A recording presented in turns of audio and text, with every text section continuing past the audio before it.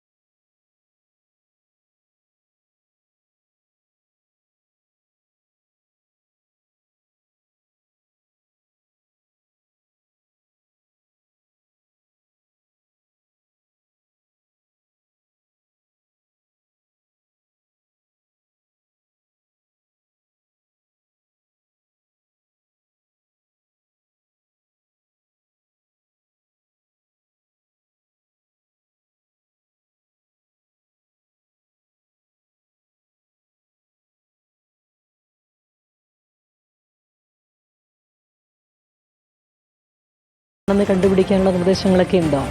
എല്ലാം ഉണ്ട്. മൊബൈൽ ഫോണിൻ്റെ ദുരുപയോഗം തടയാനും മൊബൈൽ ഫോൺ അനധികൃതമായിട്ട് ജയിലിൽ കൊണ്ടുപോകണം തടയാനും ഒക്കെ നിർദ്ദേശങ്ങളുണ്ട്. അതുപോലെ തന്നെ ജയിലുകളുടെ ഈ കുറ്റവാളികളുടെ ബാഹുല്യം മൂലം ജയിലുകളിൽ സുരക്ഷാ വീഴ്ച ഉണ്ടെന്ന് പറയുമ്പോൾ ജയിലുകളുടെ സൗകര്യം വർദ്ധിപ്പിക്കാനുള്ള സ്ഥല പരിമിതി ഉണ്ട് എന്നും പറയുന്നുണ്ടല്ലോ. അതൊക്കെ എങ്ങനെ മറികടക്കാനാണ് നിർദ്ദേശം? അല്ല, ജയിലിൽ അടിസ്ഥാന സൗകര്യത്തിനെ കുറിച്ച് ഡീറ്റെയിൽഡായിട്ട് പറഞ്ഞിട്ടുണ്ട്. പുതിയ ജയിൽ ബിൽഡിങ്സ് ആവശ്യമാണ്. സ്ഥല സൗകര്യമുള്ള സ്ഥലത്ത് ജയിലുകൾ പണിയണം. ധാരാളം നിർദ്ദേശങ്ങൾ. മുൻ DGP ജേക്കബ് പുന്നൂസ് കൂടി അംഗമായ കമ്മീഷൻ സമഗ്രമായി ജയിലുകളുടെ സുരക്ഷയെക്കുറിച്ച് പഠിച്ചാണ് റിപ്പോർട്ട് നൽകാൻ ഒരുങ്ങുന്നത്. വീഡിയോ ജേർണലിസ്റ്റ് നവാസിനൊപ്പം reporter Leby Sajeevaran, in reporter, Kochi.